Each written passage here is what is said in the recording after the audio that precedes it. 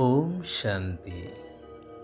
कल्याणकारी समय कल्याणकारी ईश्वर पिता सारा विश्वर कल्याण पाई ज्ञान यज्ञर रचना करी तत्व सहित सारा विश्व को स्वर्गरे परिणत करिवार जो कार्य करुछंती सेथिरे जो महान आत्मा माने निजर शरीर मन आउ धन लगाई सहयोगी हेउछंती समस्तंकु हृदयर सहित ईश्वरीय शुभ अभिनंदन शुभेच्छा सुप्रभात सुस्वागतम।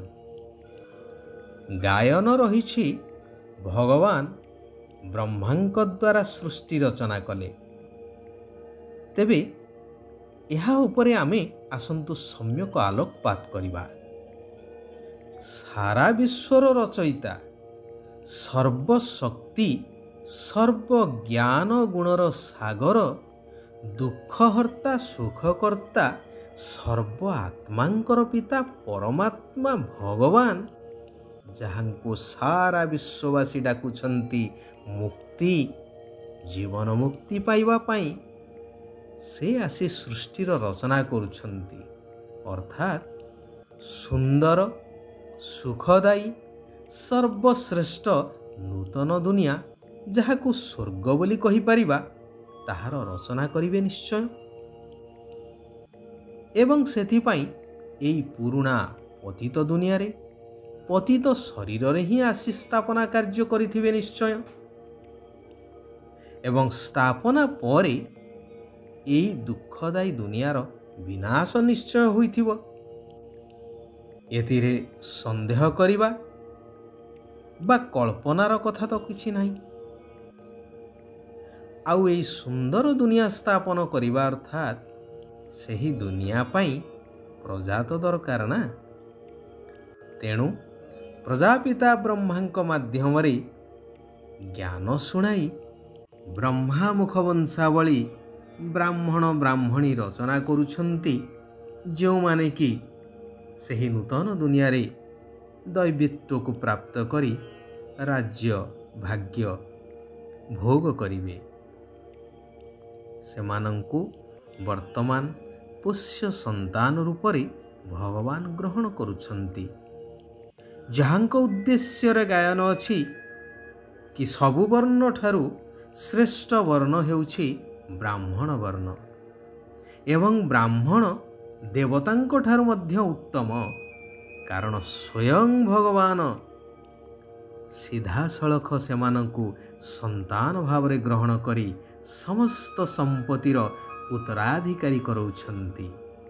सदा सर्वदा परस्पर परस्पर हृदय रहुछंती जेउथि पाई शास्त्र रे लेखा जाइछि कि समस्तंक हृदय रे भगवान अछंती बोली। यह हेउछि भावनार कथा।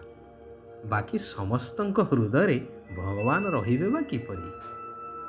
भगवान एक कोटि कोटि हृदय रे जदि रहुथान्ते तेबे डाकिबार आवश्यकता पड़ंता नहीं कि भगवान को आसीबा को मध्य पड़ंता नहीं। आउ विशेष भावरे जहा कुहा जाइछि गीतारे यदा यदा हि धर्मस्य ग्लानिर्भवति भारत ताहार कोनोसी तात्पर्य रहंता नहीं।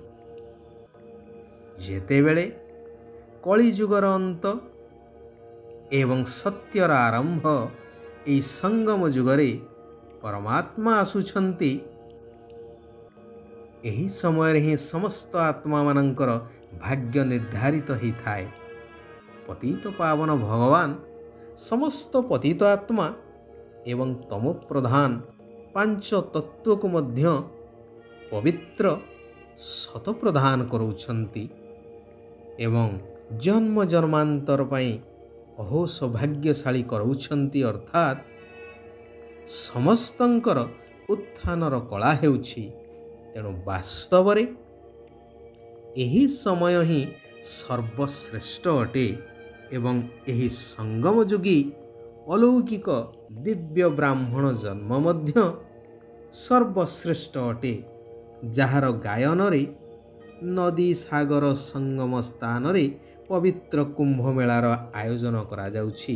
अधुना ବାସ୍ତବରେ ଏହି କଲ୍ୟାଣକାରୀ ପୁରୁଷୋତ୍ତମ ସଙ୍ଗମ ଯୁଗରେ ଜ୍ଞାନସାଗର ପରମାତ୍ମା ଏବଂ ଆତ୍ମା ରୂପୀ ଜ୍ଞାନ ନଦୀମାନଙ୍କର ମିଳନ ହେଉଛି, ଯାହାଦ୍ୱାରା ସାରା ସଂସାର ପବିତ୍ର ସତପ୍ରଧାନ ହୋଇଯାଉଛି, ନୂତନ ସ୍ୱର୍ଗ ରାଜ୍ୟରେ ପରିବର୍ତ୍ତିତ ହୋଇଯାଉଛି।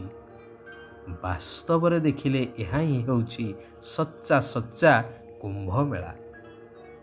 ନିରାକାର ପିତା ଏବେ କହୁଛନ୍ତି, ଆତ୍ମିକ ସନ୍ତାନମାନେ, ତୁମର ଏହି ଜୀବନ ବହୁତ ମୂଲ୍ୟବାନ ଅଟେ, କାରଣ ତୁମକୁ ଏହି ଜନ୍ମରେ କଉଡ଼ିରୁ ହୀରାତୁଲ୍ୟ ହେବାକୁ ପଡ଼ିବ। ସେଥିପାଇଁ ଯେତେ ଦୂର ସମ୍ଭବ ନିରାକାର ପିତାଙ୍କ ସ୍ମୃତିରେ ରୁହ। ହାତରେ କାମ କରି ବୁଦ୍ଧିରେ ବାବାଙ୍କୁ ମନେ ପକାଇ ଚାଲ।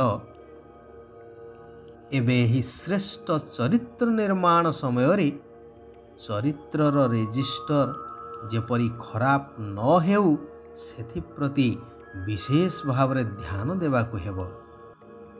ଯଦି କାହାକୁ ଦୁଃଖ ଦେଲ, ତେବେ ଦୁଃଖ ଦେବା ଦ୍ୱାରା ରେଜିଷ୍ଟର ଖରାପ ହୋଇଯାଇଥାଏ। ଅନ୍ୟକୁ ଦୁଃଖ ଦେବା ଅର୍ଥାତ୍ ନିଜେ ଦୁଃଖୀ ହେବା, ଯେଉଁଥିପାଇଁ ମଧ୍ୟ ଗାୟନ ଅଛି, ଯଦି ଦୁଃଖ ଦେବ ତେବେ ଦୁଃଖୀ ହେଇ ମରିବ।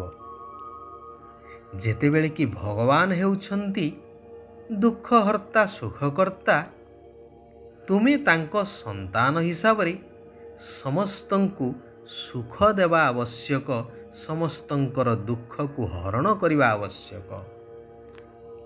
21 ଜନ୍ମର ରାଜ୍ୟ ଭାଗ୍ୟ ଅର୍ଥାତ୍ ସତ୍ୟ ତ୍ରେତୟା ଯୁଗର ରାଜ୍ୟ ଭାଗ୍ୟ ନେବା ପାଇଁ ହେଲେ ପ୍ରଥମତଃ ସମ୍ପୂର୍ଣ୍ଣ ପବିତ୍ର ହୁଅ। ଦ୍ୱିତୀୟରେ ମନ, ବଚନ ଆଉ କର୍ମରେ କାହାକୁ ବି ଦୁଃଖ ଦିଅ ନାହିଁ। ଗୃହସ୍ଥ ବ୍ୟବହାରରେ ରହି ପିଲା ଆଦିଙ୍କୁ ସମ୍ଭାଳି ସବୁକିଛି କର୍ମ କର, ହେଲେ ନିମିତ୍ତ ହୋଇ, ବନ୍ଧନରେ ନୁହେଁ। ବହୁତ ମିଠା ସ୍ୱଭାବଯୁକ୍ତ ହୁଅ। ହୃଦୟର ସଚ୍ଚା ସ୍ନେହ ଏକମାତ୍ର ବାବାଙ୍କ ସହିତ ରଖିବାକୁ ହେବ। ବାକି ଦେହ ଆଉ ଦେହର ସମ୍ବନ୍ଧୀ ଆଦିଠାରୁ ନଷ୍ଟ ମହା ହେବାକୁ ପଡ଼ିବ, କାରଣ ଏହା ସବୁକିଛି ବର୍ତ୍ତମାନ ବିନାଶ ହେବାକୁ ଯାଉଛି। କୌଣସି ବି ପାପକର୍ମ ନ ହେଉ, ଏଥିପ୍ରତି ସଜାଗ ରହିବା ଦରକାର।